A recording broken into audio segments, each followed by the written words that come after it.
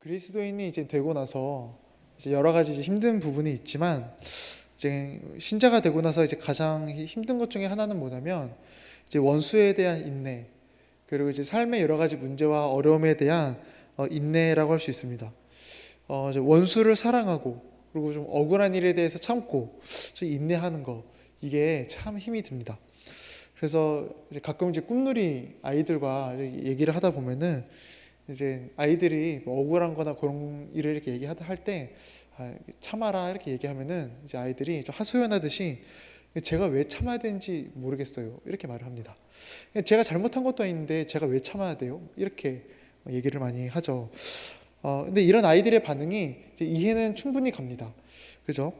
우리는 왜 원수나 여러 가지 힘듦에 대해서 좀 참고, 왜 우리는 좀 인내해야 될까요?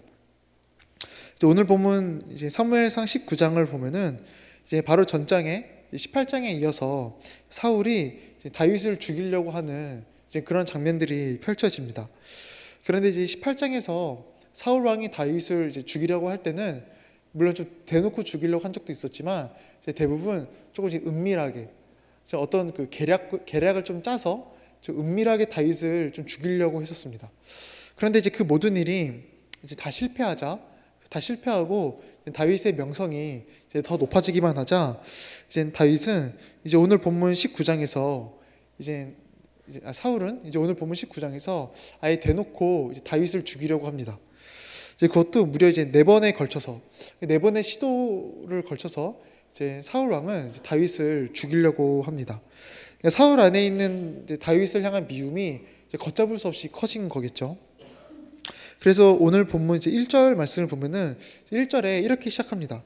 1절을 보시면요. 사울이 그의 아들 요나단과 그의 모든 신하에게 다윗을 죽이라 말하였더니 이제 이렇게 시작을 합니다.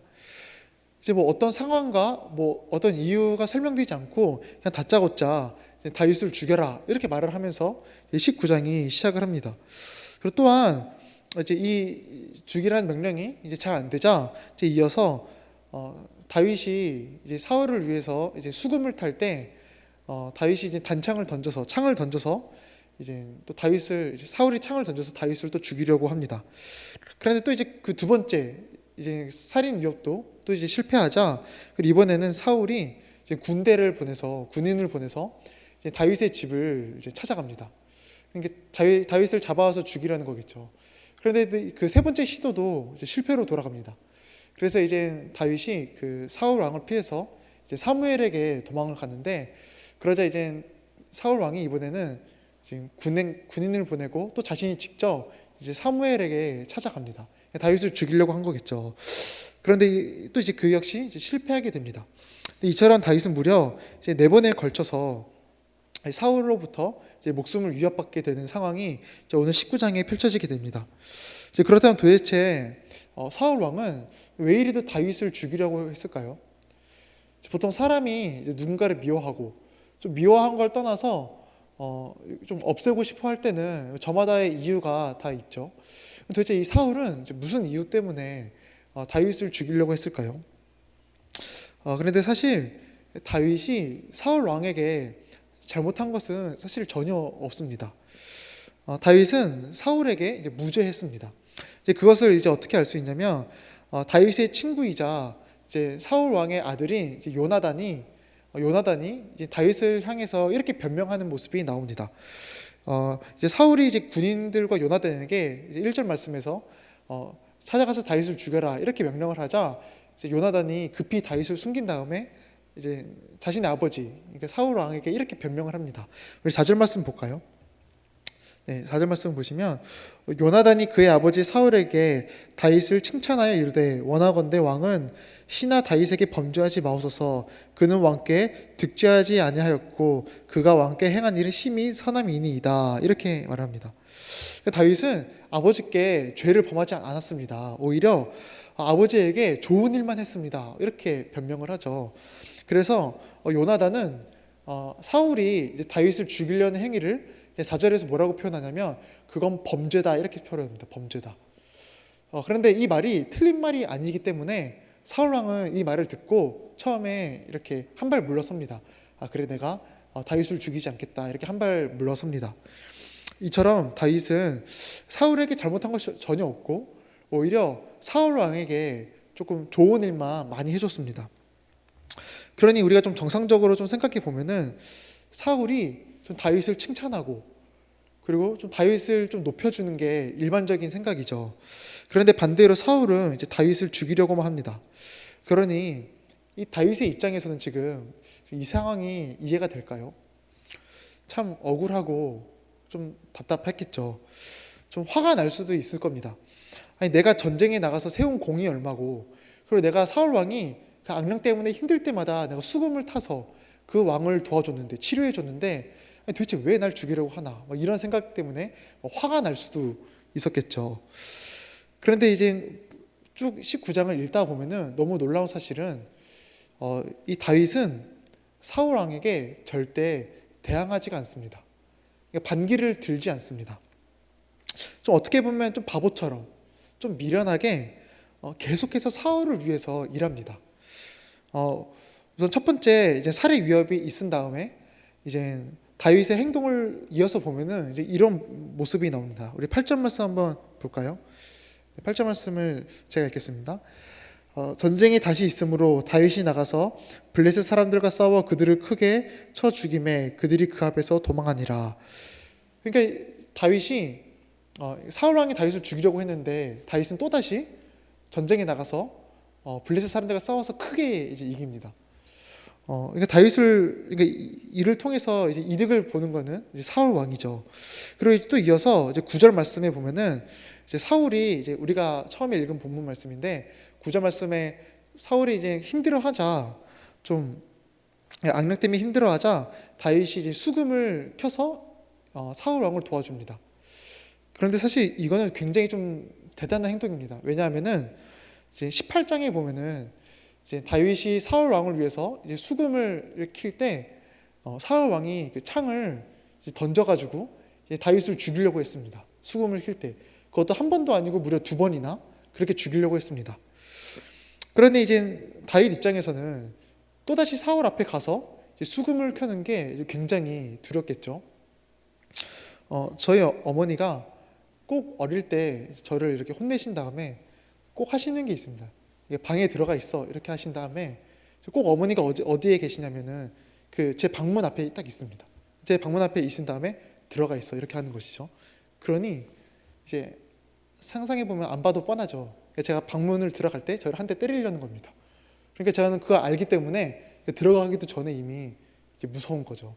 이처럼 뭔가 한 번 경험을 하고 한 번 뭐 겪어 보면은 사람은 그게 참 두렵습니다. 그러니까 다윗 입장에서도 분명히 이제 사울 왕 앞에 가서 그 수금을 켜는 거, 그거 분명히 두려웠을 겁니다. 그런데 다윗은 어떤 꾀를 부리지 않고 그 자리를 피하거나 어떤 변명을 대지 않고 그냥 순종해서 또 다시 그 앞에 가서 수금을 켭니다. 그러다가 또 다시 이제 죽일 위험에 또 처해지죠. 그러니까 아주 놀라운 상황이죠. 사실 우리는 이러한 상황이 사실 우리는 별로 마음에 들지 않습니다. 그러니까 우리의 마음에 좀 들려면은 다윗이 좀 발끈해가지고 사울 왕에게 좀 대들거나 아니면 좀 어떤 복수를 하거나 아니면은 뭐 사울 왕을 몰래 뒤에서 어떤 좀 계략을 꾸미거나 좀 이래야지 좀 우리 마음에 들 텐데 이렇게 다윗처럼 그냥 인내하고 견디고 참는 것은 사실 별로 우리 마음에 들지 않습니다. 왜냐하면 우리 안에 있는 죄 때문에 그렇죠. 이러한 다윗의 이야기를 보면은 야 이건 내 이야기는 아니다. 이거 다윗이니까 가능하지 나는 절대 못한다. 이렇게 우리는 한 발 먼저 빼기 마련입니다. 우리 안에 있는 죄 때문에 그렇습니다. 세상에 죄가 들어오고 나서 인간은 늘 대항하는 존재로 성장해 왔습니다. 태초에 아담과 하와가 선악과를 딱 먹은 다음에 이제 하나님께서 그 죄를 책망하셨을 때 그 아담의 입에서 나온 말이 첫 번째 말이 하나님께서 만드신 하와 때문에 일어났습니다. 이렇게 변명을 합니다. 그러니까 하나님과 하와에게 대항하는 것이죠. 이처럼 이게 죄입니다. 죄는 늘 인내하고 견디고 참는 것보다 대항하고 싶어 합니다. 그러니 하나님은 우리가 예수 그리스도를 통하여서 죄 용서받아 거듭났다면은 이제 인내하는 사람, 이제 좀 견디는 사람, 이제 참는 사람이 될 것을 우리에게 요구하십니다. 우리 베드로전서 2장 말씀 한번 같이 읽어볼까요? 같이 읽겠습니다. 부당하게 고난을 받아도 하나님을 생각함으로 슬픔을 참으면 이는 아름다우나. 그리고 이제 데살로니가 후서 3장 말씀도 한번 같이 읽겠습니다. 주께서 너의 마음을 인도하여 하나님의 사랑과 그리스도의 인내에 들어가게 하시기를 원하노라. 그러니까 인내함으로 참으면 그게 참 아름답고, 그리고 이제 우리를 그리스도의 인내에 들어가게 하기를 원한다, 이렇게 말씀하시죠. 이처럼 하나님은 이제 죄 용서받아 그의 백성이 된 우리에게는 이제 조금 세상과는 다른 모습, 그것을 요구하십니다. 인내와 오래 참음입니다. 따라서 좀 신자가 사는 방법은 조금 미련하다고도 할 수 있겠죠. 우리는 좀 억울하고 화가 나고 좀 속상한 일이 있어도 좀 내 분노가 치밀어도 인내하고 참고 견뎌야 됩니다. 도대체 왜 우리는 그래야 될까요? 세상은 안 그래도 되는데 왜 우리는 그래야 될까요? 왜냐하면은 우리 그리스도인은 좀 문제 해결을 세상과는 다르게 하는 사람이기에 그렇습니다. 다윗은 오늘 본문에서 이 억울한 상황에 처해 있을 때 이 억울한 상황을 어떻게 해결하려고 하냐면은 하나님을 신뢰하는 방법으로 이 어려움을 해결하려고 노력합니다. 사울이 이제 군대를 보내서, 그러니까 사울이 이제 다윗의 집에 이제 군대를 보내서 이제 다윗을 잡아오라고 명령을 하는 이제 그 상황이 펼쳐지자 이제 다윗은 이제 그 집에서 이제 시를 하나 썼습니다. 근데 그 시가 뭐냐면 시편 59편입니다. 그래서 시편 59편을 보시면 우리가 다 살펴보긴 좀 힘드니까 우선 1에서 4절 말씀 한번 같이 볼까요? 우리 한 절씩 교독해 보겠습니다. 나의 하나님이여, 나의 원수에게서 나를 건지시고 일어나 치려는 자에게서 나를 높이 드소서.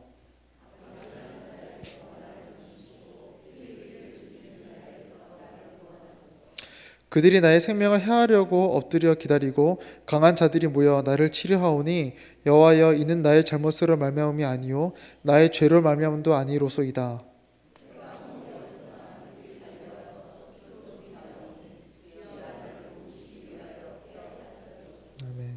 이 시편 59편은 이제 다윗이 이제 그 집에서 사울 왕이 군대를 보낸 소식을 듣고 쓴 시인데, 다윗은 어떻게 말을 하냐면은 하나님께 호소하고 있죠.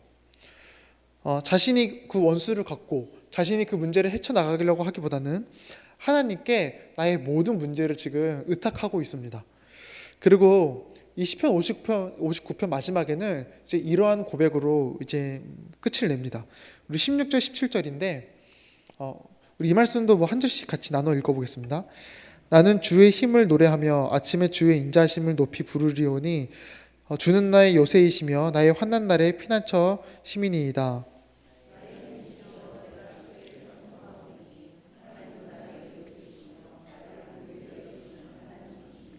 아멘. 아주 아름다운 고백이 나오죠.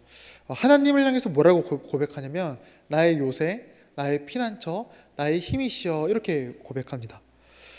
그냥 요새 피난처가 아니라 나의 요새, 나의 피난처, 나의 힘, 이렇게 고백합니다. 하나님을 뭐 멀리 계신 분으로 여기는 게 아니라 나와 함께 계시고 지금도 나를 도우시는 그런 분으로 고백하는 거죠. 우리도 예수님을 통해서 우리도 거듭났다면 늘 이와 같은 고백이 이제 우리 입에서 나와야 합니다.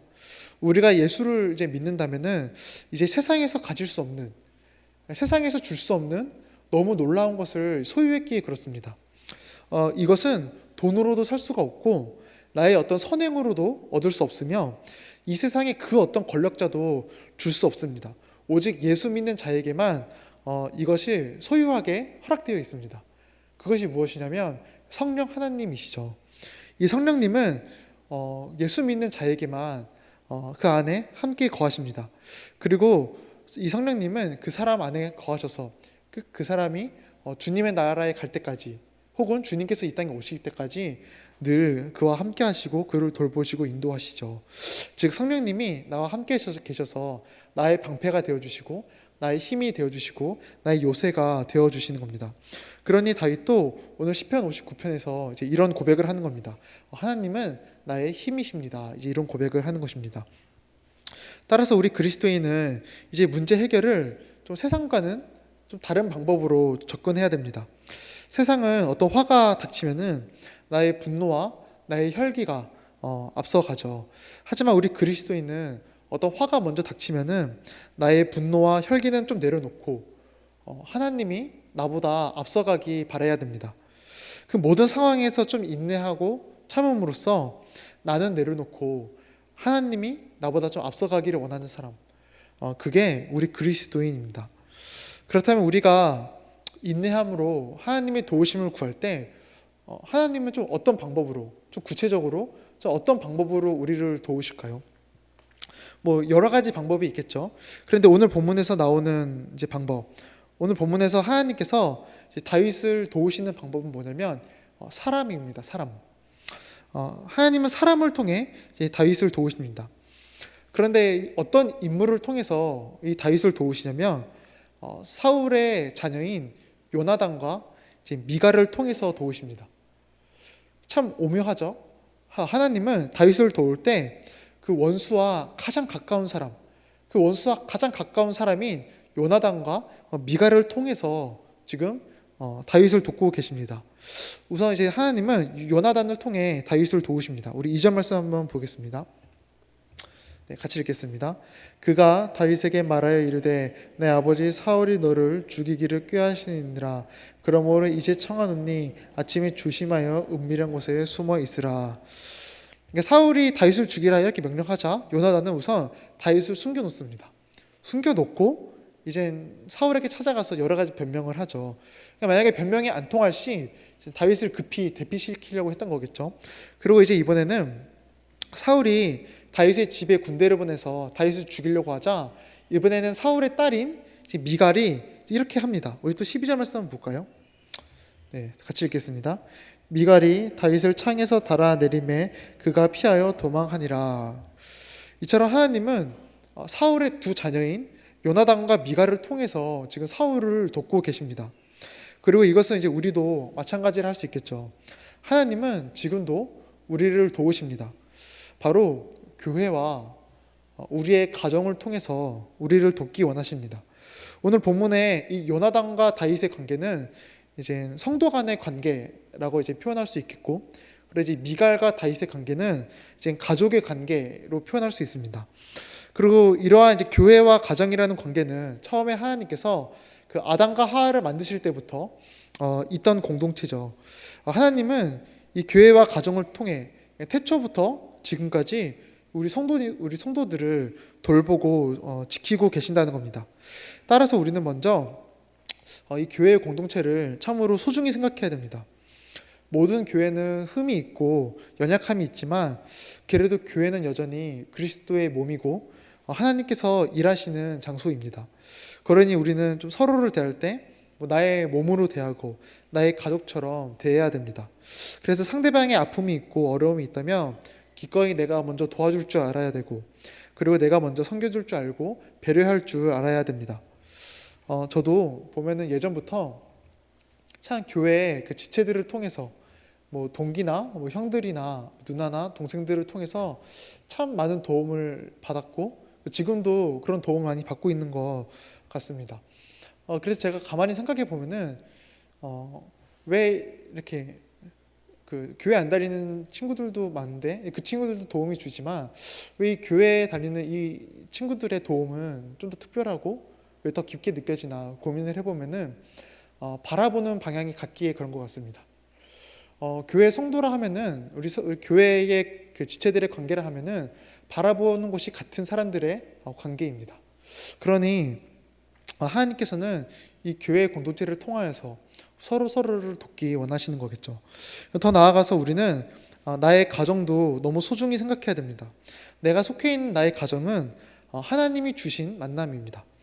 어쩌다 뭐 만난 배우자, 어쩌다가 생긴 뭐 아이가 아니라, 그리고 뭐 어쩌다가 생긴 부모님 뭐 이런 게 아니라 하나님이 주신 만남이 바로 가족입니다.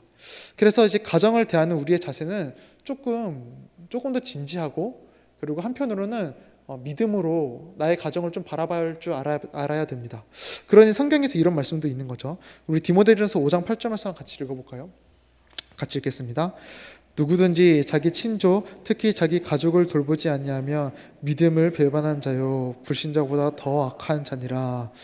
가정을 돌보지 않으면 믿음을 배반한다, 이렇게 표현되어 있죠. 우리는 가정을 좀 바라볼 때 나의 관점보다는 믿음으로 바라볼 줄도 알아야 됩니다. 하나님은 나의 가정을 통해 여전히 일하시고 나를 도우시기 원하십니다. 그래서 우리는 나의 가족에게 도움을 구하고 때로는 도움을 줘야 합니다. 근데 이게 굉장히 좀 당연해 보이죠. 너무 당연해 보이는데 실제로 많은 가정 안에서 이러한 모습이 좀 사라지고 있습니다. 때때로 어떤 학생들을 보면은 나의 여러 가지 문제를 부모님께 좀 말하기 꺼려 합니다. 그리고 또 반대로 이제 부모님들도 가끔 보면은 여러 가지 가정의 문제를 자녀들에게 알리기를 좀 꺼려 합니다. 부담을 주는 것 같아서 뭐 배려하는 마음에 그런 거겠죠. 하지만 우리는 그러면 안 됩니다. 나의 가정은 하나님이 주신 하나님의 가정입니다. 서로 의지하고 돌보고 짐을 서로 지는 게 마땅한 것입니다. 물론 가끔 나의 환경과 형편 속에서 이러한 도우심이 그 어디에도 없는 것 같을 때가 때때로 있을지도 모르겠습니다.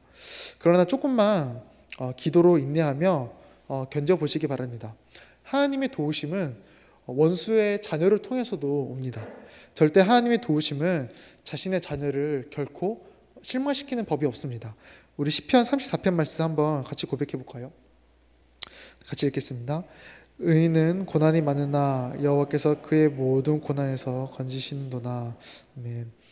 그리고 우리가 이제 마지막으로 하나만 더 살펴보면 하나님은 이제 그의 자녀를 이렇게 돌보시고 도우시는데 어떤 방향으로 좀 도우시냐면 하나님과 가까워지는 방향으로 돌보십니다.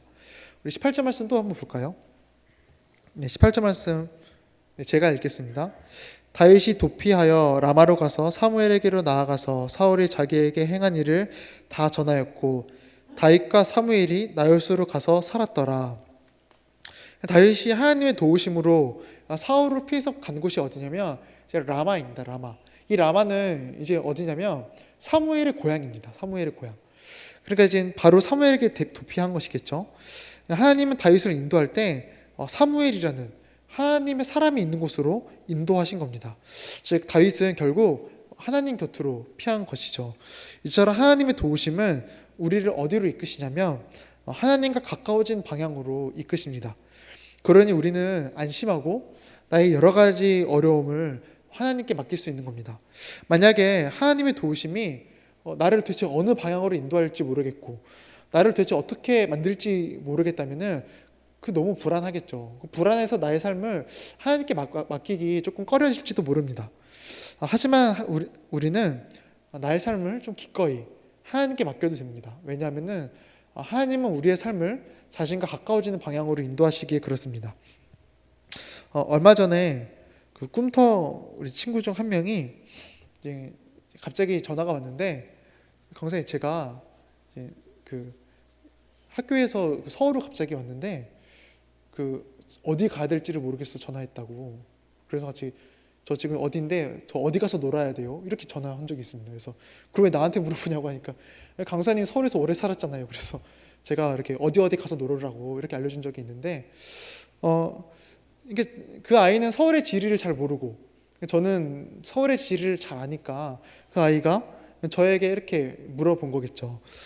근데 이처럼 우리의 삶도 마찬가지입니다. 하나님은 그 누구보다 우리의 삶을 나를 너무 잘 아십니다. 그러니 나를 어느 방향과 어떠한 상황으로 인도해야 자신과 가까워지는지 가장 잘 아시는 분이 하나님이십니다. 우리는 가끔 때때로 이런 오해를 할 때가 있습니다. 야, 내 인생이 이렇게 됐으면 더 좋았을 걸. 야, 그때 이게 이렇게 됐어야 됐는데. 그럼 더 좋았을 걸. 우리는 이렇게 생각할 때가 있는데 절대 그렇지 않습니다. 내 생각대로 내 인생이 굴러갔다면은 우리는 절대 이 자리에 나올 수도 하나님과 가까워질 수도 없습니다. 다윗에게 이런 사울을 통해서 이런 시련이 찾아오지 않았다면은 다윗이 과연 사무엘에게로 도피했을까요? 사무엘과 만났을까요? 그렇지 않았겠죠. 시련이 오니 사무엘을 찾게 되고 같이 살게 된 것입니다. 그러니 우리는 나에게 시련이 찾아올 때 한편으로는 이거는 기회이고 어떻게 보면 우리는 기뻐해야 되는 순간입니다. 하나님과 가까워지는 순간이기 그렇죠. 그래서 야고보서에 이런 말씀이 있죠. 한번 믿음으로 고백해 볼까요? 내 형제들아 너희가 여러 가지 시험을 당하거든 온전히 기쁘게 여기라. 아멘. 자, 그래서 학교 다닐 때 한 교수님께서 이제 저에게 이제 수업 때 이렇게 말을 했는데, 만약에 내 기도 제목이 안 이루어지고 어떤 고난이 찾아오면 우리는 할렐루야 해야 된다 이렇게 말합니다. 왜냐하면은 그때 내 뜻이 아니라 하나님의 뜻이 이루어지는 순간이니까 우리는 할렐루야 해야 된다 뭐 이렇게 말하신 적이 있습니다. 앞으로 우리 성도님들의 인생에서 어떤 시련이 찾아올지 모르겠지만 시련이 찾아올 때, 어떤 좀 힘들고 어려운 그런 사람이 찾아올 때 세상 사람들은 조금 한탄과 원망이 있지만 우리 성도인들은 그때 조금 웰컴하는 마음으로 좀 마음 문을 열고 한번 그 순간을 좀 맞이해 보시기 바랍니다. 그 시련을 한번 인내하면서 하나님의 도우심을 좀 기다려 보시기 바랍니다. 그 순간이 분명 하나님과 가까워지는 그런 시간이 될 것입니다. 우리 시간 다 같이 기도하겠습니다.